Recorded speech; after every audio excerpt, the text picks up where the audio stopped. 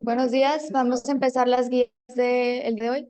El día de hoy empezamos con el módulo de gastro, es la primera sesión, y vamos a ver la revisión de guías de cirrosis descompensada. Yo soy Victoria Delgado y soy R3 de Medicina Interna. La guía en la que nos vamos a basar es la guía del Journal de Patología, que es americana. Entonces, la historia natural de la cirrosis consta de dos. La primera, que es la compensada asintomática.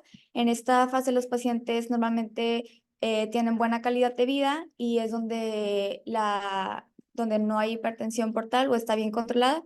Y al desarrollar la fase descompensada es cuando ya vemos que hay hipertensión portal. La fase descompensada se puede ver por diferentes signos y síntomas. Puede estar presente por la presencia de ascitis, sangrado de tubo digestivo, encefalopatía hepática o cirrosis. Y estos cuatro signos o síntomas pueden progresar al requerimiento de un trasplante renal o incluso la muerte. Y la progresión de la enfermedad descompensada se puede acelerar. Esto puede ser por episodios de resangrado, por la presencia de lesión renal aguda, síndrome hepatorrenal, hipertensión portopulmonar, cardiomiopatía cirrótica o infecciones bacterianas. Y a través de la guía nos dan recomendaciones con diferentes tipos de evidencia, del 1 al 3, basado en los estudios clínicos que se realizaron y los grados de recomendaciones, 1 refiriéndose a una recomendación fuerte y 2 como una recomendación no tan fuerte. Entonces, vamos a irlas viendo a lo largo de la presentación. Como generalidades, la transición de una fase compensada a una descompensada ocurre en una tasa de 5 a 7% al año y la descompensación se caracteriza por una enfermedad sistémica con disfunción multiorgánica. Eh, en pacientes con una fase compensada, la supervivencia es de aproximadamente 12 años y esta disminuye a ser de 2 años cuando ya está presente una fase descompensada. Y los pacientes tienen alto riesgo de infecciones bacterianas por disfunción inmune, tanto innata como adquirida.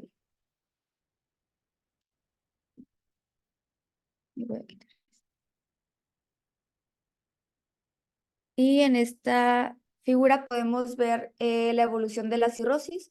Tenemos un paciente con cirrosis, presenta hipertensión portal, por lo tanto hay translocación bacteriana, hay disfunción de la actividad innata y posteriormente se liberan moléculas proinflamatorias. Todo esto en conjunto lleva a una vasodilatación de la arteriola esplácnica y a disfunción cardiovascular que puede causar disfunción adrenal, encefalopatía hepática, disfunción renal o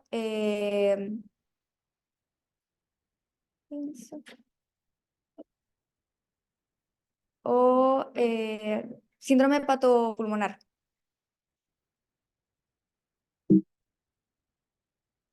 Y el manejo ideal sería la prevención de la progresión de cirrosis.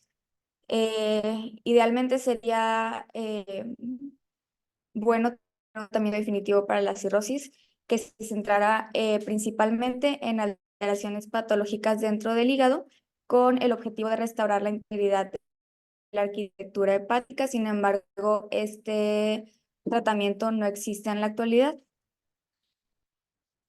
Por lo tanto, hay dos manejos o dos formas de abordar el manejo que podríamos realizar. La primera, suprimir o eliminar los factores etiológicos que causen la inflamación del hígado y el desarrollo de la cirrosis. Y segundo, dirigirse a factores claves de la patogénesis en la descompensación y la progresión de la cirrosis. Entonces, hablando del punto 1, podemos ver cómo hay muchos pacientes que tienen una cirrosis alcohólica descompensada y al suprimir el consumo de alcohol se puede observar una recompensación y un buen resultado a largo plazo. Sin embargo, podemos ver que en otros pacientes esto no sucede a pesar de que suspendan el consumo de alcohol. Y así como este ejemplo, también está la infección por virus de la hepatitis B, donde el tratamiento con agentes antivirales se asocia a mejores resultados, pero solamente en algunos pacientes, y en otros no podemos observar el mismo resultado. Y en el segundo punto, algunas estrategias para prevenir la progresión de la enfermedad puede ser abordar las anomalías de la microbioma y la translocación bacteriana, eso refiriéndose a mejorar el eje intestino-hígado. La segunda, mejorar la función circulatoria alterada. La tercera, tratar el inflamatorio y abordar la hipertensión portal. Y esas son las recomendaciones que vamos a ver a lo largo de la guía. Entonces, en base a lo que ya se mencionó, se recomienda eliminar el factor etiológico, tanto alcohol, infección de la hepatitis B o C, y ya que esto está asociado a una disminución del riesgo de descompensación y aumenta la supervivencia. Y las estrategias basadas en abordar las anomalías en el eje intestino-hígado mediante la administración de antibióticos como rifampicina, mejorar la función circulatoria sistémica alterada administrando albúmina, disminuir el estado inflamatorio, esto con estatinas, y reducir la hipertensión portal con betabloqueadores. Ahora hablando del primer punto, que sería la citis, sabemos que en la cirrosis, la citis es la causa, de ascitis, la cirrosis es la causa más común. Otras causas pueden ser malignidad, insuficiencia cardíaca, tuberculosis pulmonar y enfermedad bacteriana. Y la evaluación sería realizar una historia clínica completa, exploración física completa, un ultrasonido renal para determinar la estructura, laboratorios de función hepática y renal y análisis del líquido acítico. Bueno, entonces la causa más frecuente de descompensación es la ascitis. Esta ocurre en una tasa del 5 al 10% al año en pacientes con cirrosis compensada. Y el pilar de la formación de ascitis es la retención renal de sodio, que esto se realiza por medio de la activación del sistema renina-angiotensina-aldosterona. Por esto lleva a un balance positivo de líquidos que posteriormente presenta una expansión del volumen del líquido extracelular y reducción de la volemia efectiva, esta por una vasodilatación arterial esplácnica. Y la supervivencia a 5 años cae en pacientes, bueno, de 80% cae a 30% en pacientes compensados y descompensados respectivamente. Entonces, hay 3 grados de ascitis. El primero se realiza solamente por ultrasonido. El grado 2 es el grado moderado, donde sí hay presencia de manera clínica, sin embargo, no se observa que esta tensión, como en el grado 3, que es una ascitis muy marcada. Y se define como ascitis recidivante los pacientes que tengan 3 episodios dentro de un periodo de 12 meses. O esto a pesar de que tengan restricción de sodio y dosis adecuadas de diuréticos. Por lo tanto, en pacientes es importante que la paracentesis que se realice una paracentesis diagnóstica en todo paciente con ascitis de aparición nueva, grado 2 o 3, en todo paciente hospitalizado y pacientes que tengan complicaciones de cirrosis. ¿Qué vamos a medir en la paracentesis?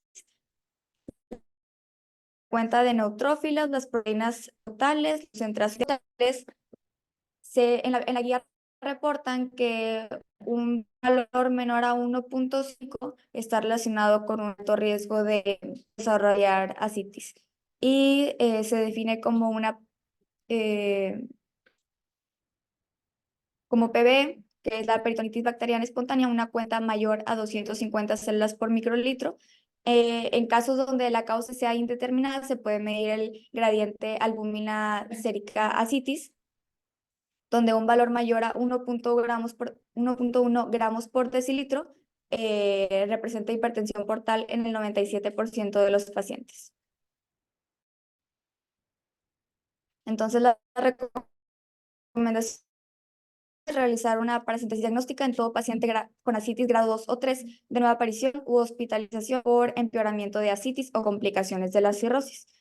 Realizar cuenta de neutrófilos y cultivo de líquido acítico con diagnóstico de peritonitis bacteriana espontánea con neutros mayor a 250. Realizar una concentración de proteínas total acítica para identificar pacientes con alto riesgo de desarrollar peritonitis bacteriana espontánea. Calcular el GASA cuando la causa no es evidente y realizar citología para determinar malignidad. El pronóstico de pacientes con ascitis se ha visto que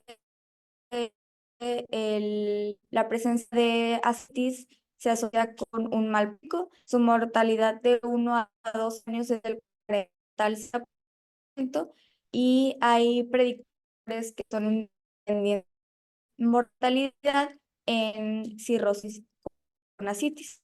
Esos pueden ser la hiponatremia, la presión arterial baja, filtrado glomerular y eh, el desarrollo de ascitis de grado 2 o 3 en pacientes con cirrosis se asocia con una SIDA, que es ideal transhepática terapéutica. La ascitis no complicada se define como no está infectada, no es refractaria y no se asocia a síndrome hepatorenal.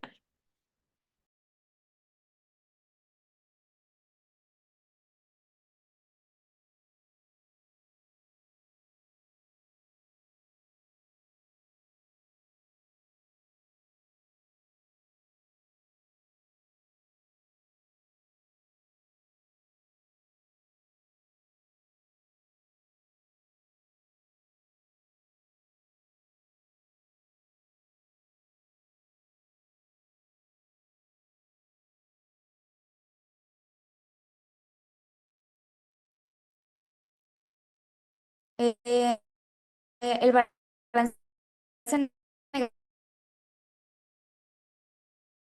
nos a una pérdida de peso corporal mayor al 0.5 por kilo al día, sin periférico, a 1 kilo por día.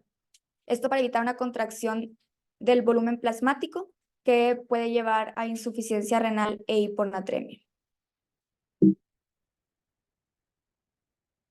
Entonces, la restricción moderada de sodio que ya mencionamos con 80 a 120 milimoles al día.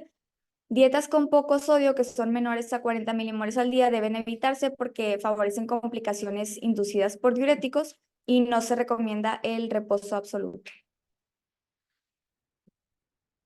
Y en pacientes con cirrosis, el hiperaldosteronismo secundario juega un papel importante en la retención renal de sodio, por lo que se recomienda como pilar de tratamiento antimineralocorticoides con una dosis máxima de 400 miligramos al día. Y algunos expertos en la guía coinciden en retirar temporalmente los diuréticos cuando la concentración sérica de sodio disminuye por debajo de 120 a 125 milimoles por litro.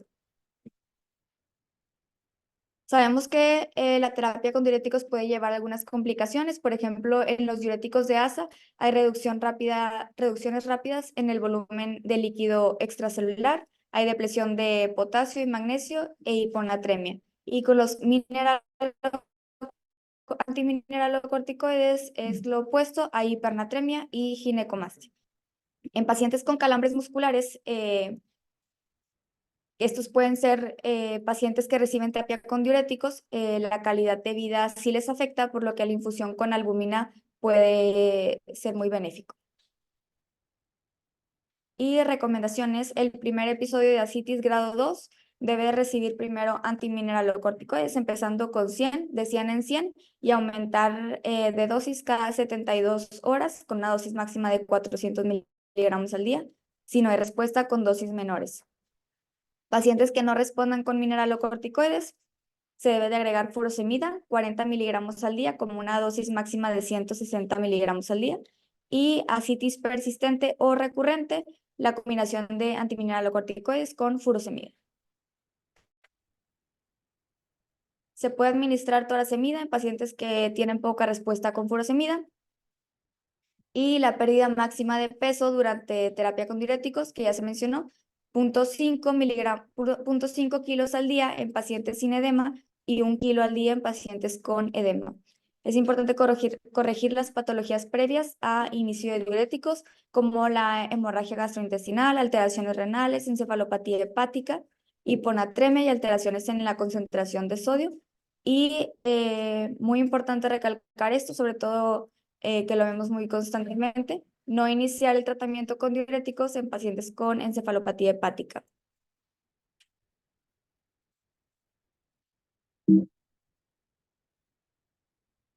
En caso de hiponatremia severa, menor a 125, suspender diuréticos, ya que puede haber lesión renal aguda, empeorar la encefalopatía hepática o presentar mialgias. Suspender la furosemida si hay una hiponatremia severa, que es menor a 3, y suspender antimineralocorticoides si hay una hipernatremia severa mayor a 6. Y la infusión de albúmina en pacientes con mialgias. Ahora, el tratamiento de la ascitis grado 3 es la paracentesis. Es importante la eliminación de volúmenes grandes de ascitis en una sola toma, realizar la paracentesis en una forma estéril. Sin embargo, hay que recordar que la reducción del volumen sanguíneo efectivo puede llevar a una disminución circulatoria post-paracentesis que se puede manifestar como una falla renal, hiponatremia dilucional y encefalopatía hepática. Entonces se recomienda paracentesis como primera línea de tratamiento en pacientes con ascitis grado 3, realizar una expansión del volumen posterior a paracentesis, y paracentesis mayor a 5 litros de ascitis hay que hacer expansión con infusión de albúmina, 8 gramos por litro. La paracentesis menor a 5 litros, tratar pacientes con albúmina por preocupaciones del uso de expansores de plasma alternativos. Después de la paracentesis, recibir dosis mínima de diuréticos para evitar reacumulación de ascitis como manejo de mantenimiento, y cuando sea necesario realizar paracentesis en pacientes con lesión renal aguda o peritonitis bacteriana espontánea. Y la ascitis refractaria es la que no se puede eliminar o que recurre de manera temprana posterior a la paracentesis y no se puede prevenir por medio médico. Está asociado a un pobre pronóstico con una supervivencia media de 6 meses, y en estos casos es muy importante considerar como terapia la referencia a un centro de trasplante hepático. Entonces, el diagnóstico de ascitis refractaria se basa en la respuesta al tratamiento de los diuréticos y a la restricción de sal, y se debe evaluar para trasplante hepático.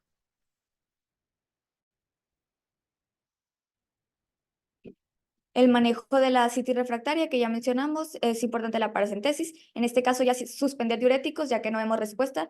Podemos medir la excreción renal de sodio, y si vemos que es mayor a 30 milimoles al día, se puede considerar mantenimiento de los diuréticos. Y realizar la cirugía TIPS, que descomprime el sistema porta, desviando una rama porta intrahepática hacia una vena hepática. Entonces aquí podemos ver cómo una rama de la porta va a desviar a una vena hepática, y eso va a disminuir la hipertensión portal. Y aquí hay varias definiciones de ascitis que ya mencionamos: la refractaria a tratamiento, la inducida por complicaciones, y el tratamiento de ascitis que ya se mencionó. Igual está presente en la guía para poder darle una leída. Y la guía también mencionaba el Alpha Pump. Es una bomba programada por batería implantada por vía subcutánea, que es esta que se ve aquí, y está conectado a catéteres que transfieren la ascitis desde la cavidad peritoneal a la vejiga, donde se elimina en la orina. Sin embargo, la guía menciona que realmente hay un aumento en la supervivencia con estos pacientes y hay riesgo de otras complicaciones. Entonces, el tratamiento de primera línea para ascitis refractaria es la paracentesis repetitiva y administrar albúmina 8 gramos por litro. Suspender los diuréticos en pacientes que no responden a ellos. Sin embargo, en pacientes que tengan una excreción renal de sodio mayor a 30 milimoles al día, sí se puede considerar su uso. Evaluar para TIPS en pacientes con ascitis recurrente o refractaria.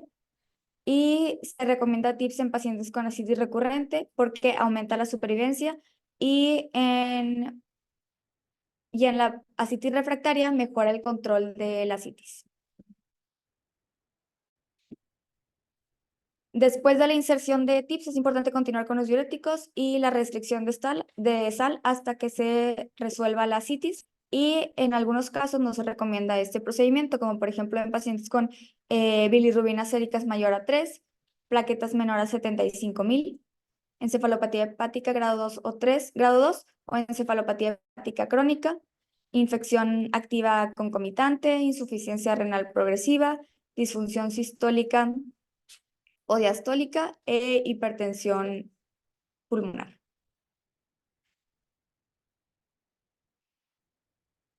Y la guía también menciona un poco de hidrotórax hepático. Esto está asociado a la citis, que sabemos que es una acumulación de trasudado en el espacio pleural de pacientes con cirrosis descompensada en ausencia de enfermedad cardíaca, pulmonar o pleural. Y esto es secundario a un defecto que se encuentra en el diafragma, sobre todo en el lado derecho.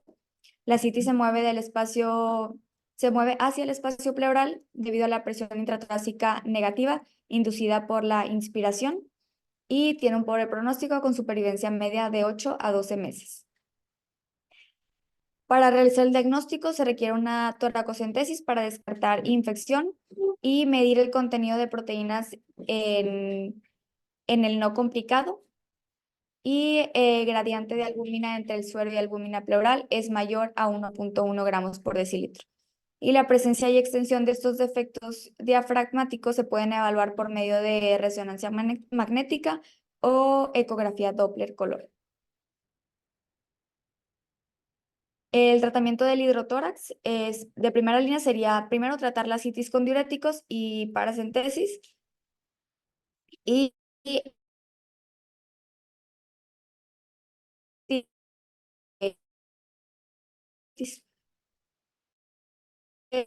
em, para aliviar la recomienda realizar toracocentesis, un trasplante TIPS o pleurodesis en pacientes que no son candidatos a trasplante a TIPS. Digo pleurodesis, sí, perdón. Entonces, recomendaciones, pacientes con hidrotórax, evaluar para trasplante alguna oral antes de diagnóstico hepático. Nada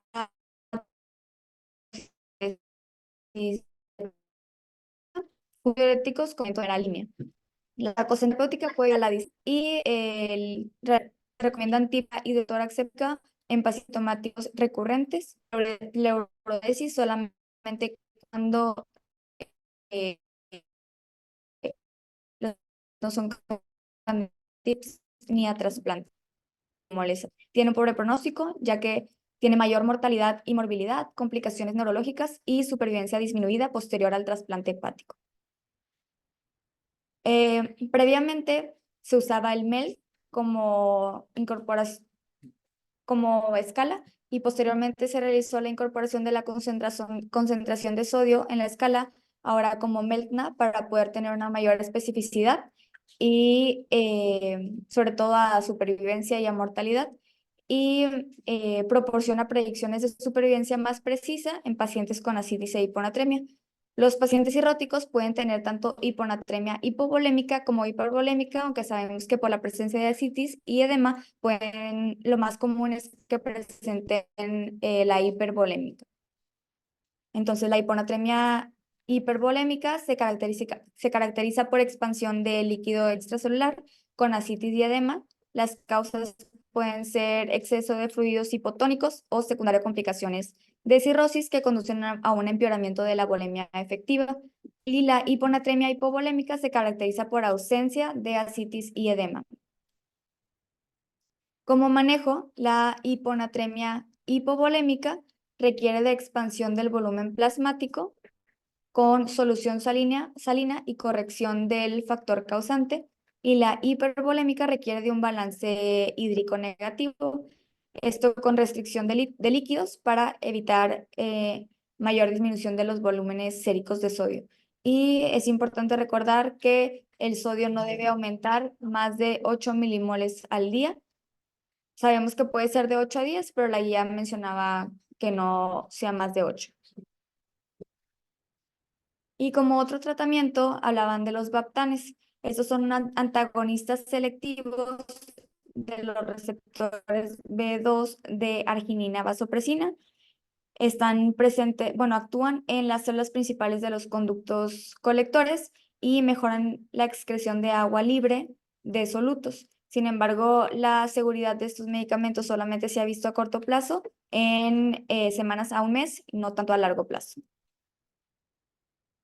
Entonces, en pacientes con hiponatremia con cirrosis, esto está asociado a un pobre pronóstico, aumenta la mortalidad y morbilidad y es importante evaluar para trasplante hepático. Eliminar la causa y administrar solución salina como manejo en pacientes con hiponatremia hipovolémica y la restricción de líquidos a 1000 mililitros al día como manejo de hiponatremia hipervolémica. El uso de solución salina hipertónica como manejo de la hiponatremia hipovolémica se recomienda. Sin embargo, la corrección de sodio debe ser lenta con no más de 8 milimoles al día para evitar secuelas neurológicas irreversibles. Y el uso de baptanes solamente se limita a estudios clínicos por desconocer la evolución a largo plazo de estos medicamentos. Ahora hablando del sangrado de tubo digestivo, esta es la segunda causa más frecuente de cirrosis descompensada, siendo la primera la citis. Y 70% de las causas de sangrado de tubo digestivo alto en pacientes con cirrosis. Entonces, sabemos que lo podemos dividir en diferentes categorías, como por medio de la escala de Child-Pugh, siendo A y B y C. Entonces, en pacientes con Child-Pugh A, el 42% presentan varices esofágicas y este porcentaje aumenta a 72% en pacientes con Child-Pugh B y C.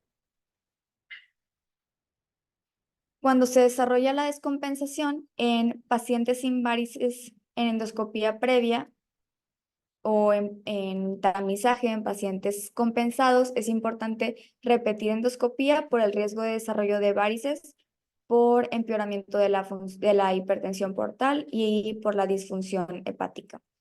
Entonces, en pacientes sin varices en tamizaje, estos desarrollan varices a una tasa de 7 a 8% al año. Y por la alta prevalencia de varices de alto riesgo en cirrosis descompensada, se debe de realizar una esófago-gastroduodenoscopía para detectar marcas rojas. La fisiopatología de la hemorragia varicial, hay un aumento en la tensión de la pared varicial y aumento de la presión. Esto causa una ruptura de la pared debido a una tensión excesiva. Y la cantidad de sangrado está relacionado con la presión transmural, área de ruptura, viscosidad sanguínea y la hemostasia.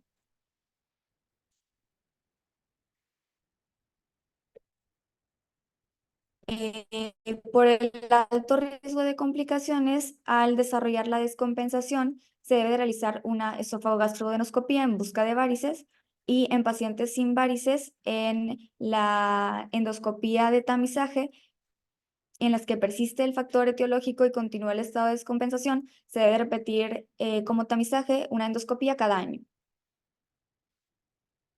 Como profilaxis, pacientes con cirrosis con alto riesgo de varices requieren de beta bloqueadores no selectivos como profilaxis primaria y una ligadura endoscópica con banda como profilaxis secundaria.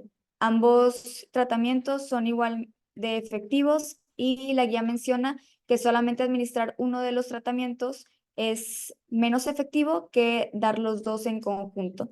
Sin embargo, hay que recordar que la ligadura endoscópica no tiene una asociación con la hipertensión portal.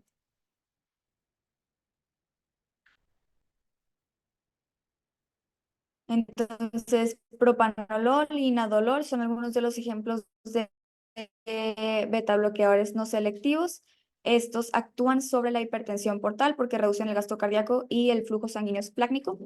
Y el efecto sin oposición de los receptores adrenérgicos alfa 1 conducen a una vasoconstricción esplácnica que reduce la presión portal. La meta de frecuencia cardíaca que debemos de tener en pacientes con cirrosis y previamente con sangrado de tubo digestivo es de 50 a 55 en tratamiento con beta blockers. Sin embargo, esto hay que tomarlo muy en cuenta en pacientes con descompensada porque puede también alterar la hemodinamia. Y en el consenso de Baveno 6 hablaban también de la ascitis refractaria, que es importante reducir o suspender de manera temporal los beta bloqueadores no selectivos en pacientes con presión arterial sistólica menor a 90, una creatinina sérica mayor a 1.5 y una hiponatremia menor a 130. Entonces, en pacientes con varices de alto riesgo, la profilaxis primaria debe de realizarse, siendo esta con beta bloqueadores. ¿Y cómo definimos las varices de alto riesgo? Se dice que la guía menciona que son varices pequeñas con signos rojos, varices medianas o grandes, independientemente del Child-Pugh, o varices pequeñas con Child-Pugh-C. Las varices pequeñas y las marcas rojas o signos rojos o Child-Pugh-C deben de tratarse con beta bloqueadores no selectivos, y las varices medianas, el tratamiento con beta o ligadura endoscópica, preferiblemente beta bloqueadores porque además de disminuir la hipertensión portal brindan otros efectos benéficos. Y es importante el uso cuidadoso de estos medicamentos, de los beta bloqueadores, en ascitis grado 3 o refractaria, y es importante evitar dosis altas de beta bloqueadores. Suspender estos medicamentos en pacientes con hipotensión o condiciones concomitantes agudas, y al presentar intolerancia o contraindicaciones de estos medicamentos se debe de realizar ligadura endoscópica. Y como se había mencionado, los beta bloqueadores y la endoscopía reducen el riesgo de resangrado a comparación con monoterapia. Si el paciente continúa con intolerancia a los beta bloqueadores, se recomienda la colocación de TIPS. Y la hemorragia varicial es un sangrado agudo. En un sangrado agudo se considera una emergencia médica, tiene alto índice de complicaciones, alta mortalidad e idealmente se debe de ingresar a cuidados intensivos. Y en este algoritmo podemos ver el manejo inicial de un sangrado de tubo digestivo agudo, donde lo inicial sería hacer el ABC para establecer la estabilidad, y posteriormente reemplazo de expansión del volumen con cristaloides, y la transfusión debe de ser restringida exclusivamente a pacientes con hemoglobina menor o igual a 7. Entonces, la guía habla mucho de los medicamentos vasoactivos. Es importante su inicio inmediato, así como profilaxis antibiótica con ceftriaxona o norfloxacino. Se debe de realizar una endoscopia temprana en las primeras 12 horas de admisión para confirmar el sangrado y para hacer ligadura de banda en caso de ser necesario. Y mantener el tratamiento con medicamentos vasoactivos de 3 a 5 días, así como la terapia profiláctica con ceftriaxona o norfloxacino. Entonces, iniciar estos medicamentos vasoactivos antes de la endoscopía disminuye la incidencia de sangrado durante la endoscopía, facilita el procedimiento y mejora el control de sangrado y la supervivencia. Aquí están las dosis de los 3 diferentes medicamentos que se pueden utilizar. La guía mencionaba que la terlipresina, una dosis de 2 miligramos cada 4 horas durante las primeras 48, seguidas de 1 miligramo por 4 horas. La somatostatina, una infusión continua de 250 microgramos por hora y puede aumentarse hasta 500 microgramos en caso de un sangrado recurrente con bolo inicial de 250 microgramos y el ocreotide una infusión continua de 50 microgramos por hora con un bolo inicial de 50 microgramos. Y la duración de estos tratamientos debe de ser de 5 días. Se ha visto que se puede usar una dosis más corta, como de 3 días, sin embargo, no tiene mucha relevancia clínica en cuanto a la mejoría del resangrado. Como ya se mencionó, la endoscopia superior debe de realizarse lo más pronto posible, en las primeras 12 horas después de la admisión. Se debe administrar eritromicina previa a la endoscopia para facilitar visibilidad. Eso también disminuye el riesgo de resangrado y mejora el procedimiento. Y la recomendado es tratamiento endoscópico junto con medicamentos vasoactivos. Se recomienda la profilaxis antibiótica porque reduce la incidencia de infecciones y mejora el control de sangrado y de supervivencia. Y las complicaciones del sangrado pueden ser infecciones bacterianas, como por ejemplo neumonía por broncoaspiración, encefalopatía hepática y deterioro de la función renal.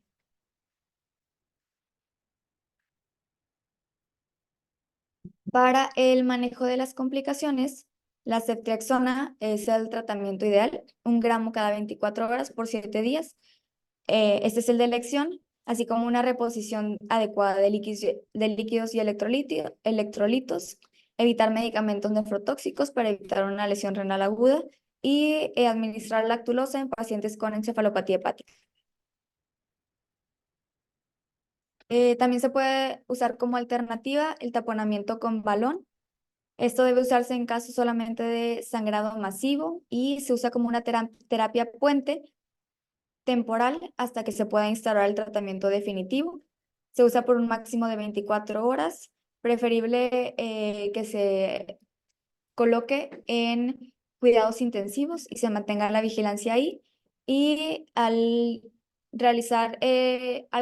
colocar el taponamiento con balón, es importante la intubación orotraqueal profiláctica por alto riesgo de neumonía por broncoaspiración.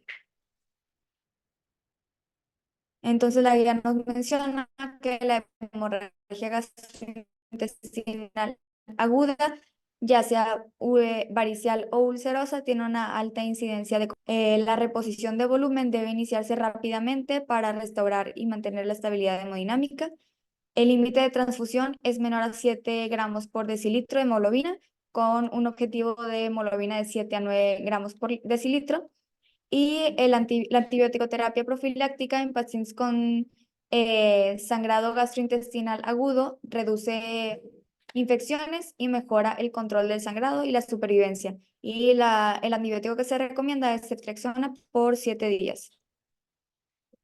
Es importante iniciar la terapia vasoactiva tan pronto se sospeche de hemorragia aguda por varices y antes de la endoscopia.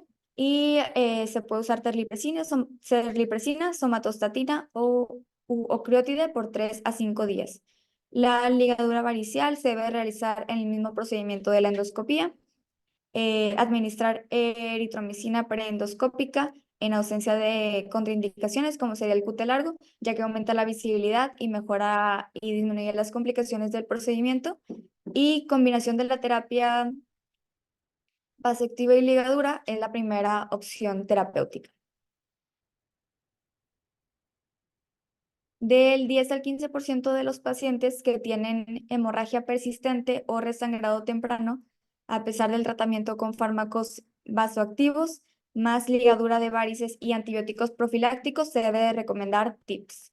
Y el taponamiento con balón, usar solamente en sangrado masivo, como terapia puente con un máximo de 24 horas. En el contexto de pacientes con sangrado y encefalopatía hepática, debe usarse lactulosa profiláctica como prevención y evitar el uso de beta bloqueadores y vasodilatadores durante el episodio del sangrado activo. Y hablando un poco de las infecciones bacterianas, los pacientes con cirrosis tienen un alto riesgo de infecciones bacterianas porque hay disminución hepática, hay derivación portosistémica hay disbiosis intestinal, aumento en la translocación bacteriana y disfunción inmune asociada a cirrosis. Por lo que el defecto inmunológico facilita la translocación bacteriana. Eso es inducida por el aumento de la permeabilidad intestinal y el crecimiento excesivo de bacterias intestinales observado en la cirrosis. La peritonitis bacteriana espontánea es una infección bacteriana en líquido acítico sin ninguna fuente intraabdominal, sin una fuente de infección intraabdominal tratada de manera quirúrgica. Esta tiene una mortalidad del 20% y su prevalencia va de 1.5 a 3.5% en pacientes ambulatorios y esta puede aumentar hasta el 10% en pacientes hospitalizados. Y los pacientes pueden tener uno de los siguientes.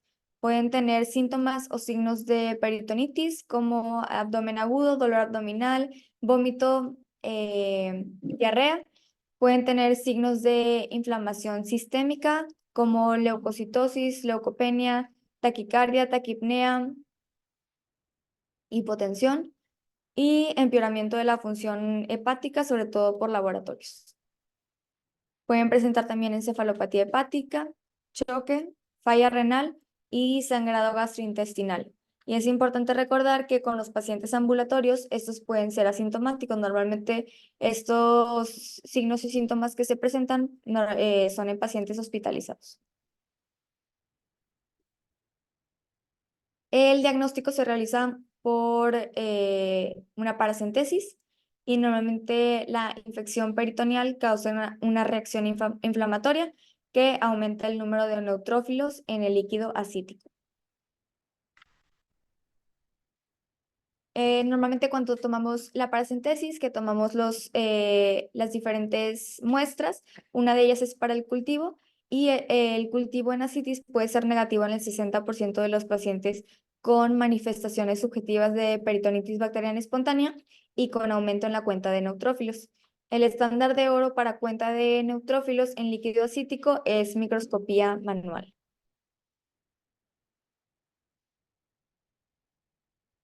Hay mayor sensibilidad para el diagnóstico de peritonitis bacteriana espontánea cuando hay un límite de recuento de neutrófilos de 250 por mililitro, aunque la mayor especificidad se alcanza con un límite de 500 neutrófilos por mililitro.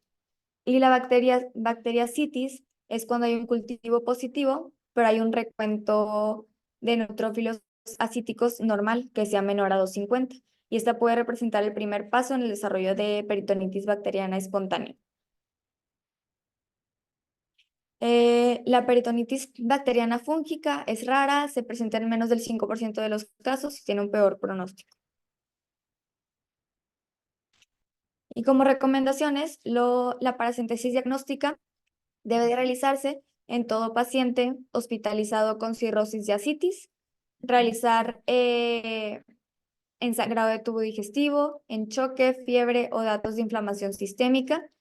El diagnóstico de peritonitis bacteriana espontánea está basado en la cuenta de neutrófilos con una cuenta mayor a 250 neutrófilos y el cultivo positivo de paracentesis no es requisito para el diagnóstico, aunque ayuda a guiar la terapia antimicrobiana. La administración de albúmina, que es 1.5 gramos por kilo al diagnóstico y 1 gramo por kilo en el tercer día eh, en pacientes con peritonitis bacteriana espontánea. Y para el manejo de esta patología, se recomienda el tratamiento empírico iniciado inmediatamente después de la sospecha de la patología y con la duración del antibiótico de 5 días es igual de efectivo que 10 días. Entonces, en peritonitis bacteriana espontánea adquirida en la comunidad se recomienda una cefalosporina de tercera generación o piperacilina tazobactam. Y ya viendo del otro lado, en la peritonitis bacteriana espontánea nosocomial se recomienda carbapenémico solo o agregar daptomicina, vancomicina o linezolid.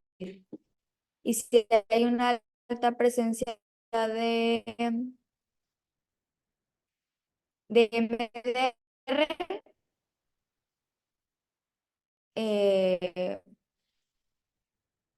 gran positivo, bacteria o sepsis. Se debe administrar esos medicamentos.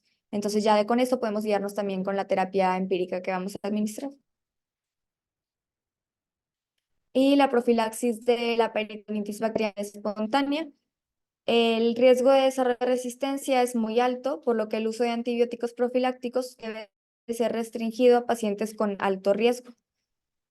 Estos pacientes se definen como pacientes que hayan tenido sangrado gastrointestinal agudo, proteínas totales bajas en líquido acítico, que es menor a 1.5, y sin episodios previos de PBE, que sería la profilaxis primaria, y episodios previos de peritonitis bacteriana espontánea, que sería la profilaxis secundaria, lo que estaríamos cubriendo.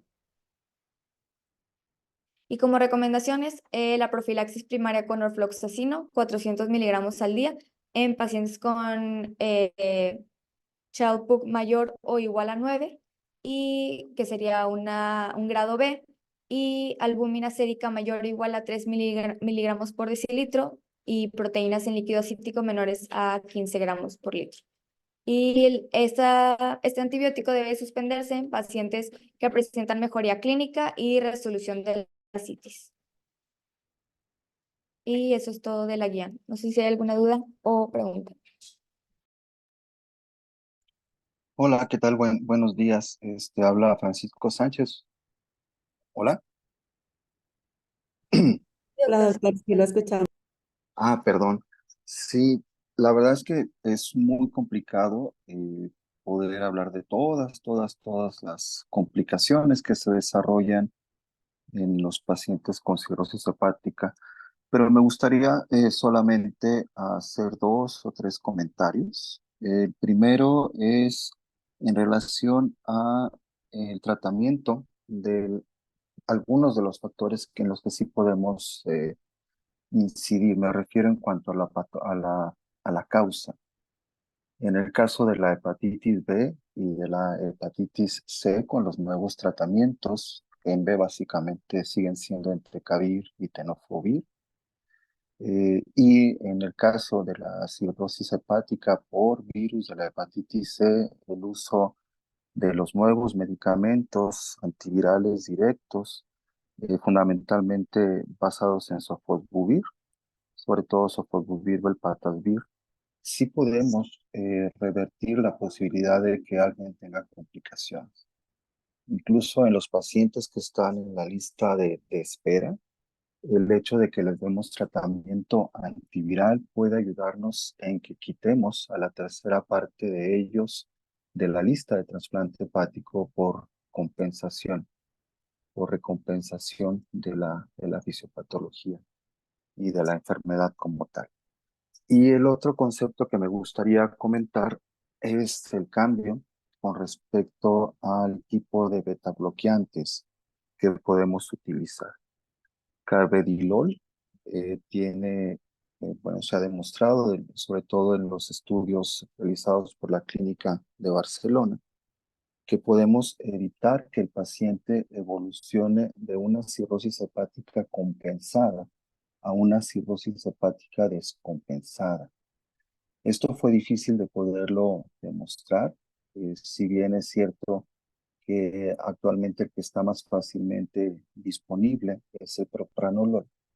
En el caso de el carvedilol, que se encuentra también disponible en México, este lo podemos iniciar tan pronto como encontremos una cirrosis hepática compensada, es decir, ya el paciente que tiene hipertensión clínicamente significativa con varices esofágicas, podemos disminuir el riesgo de que después desarrolle ascitis, desarrolle encefalopatía.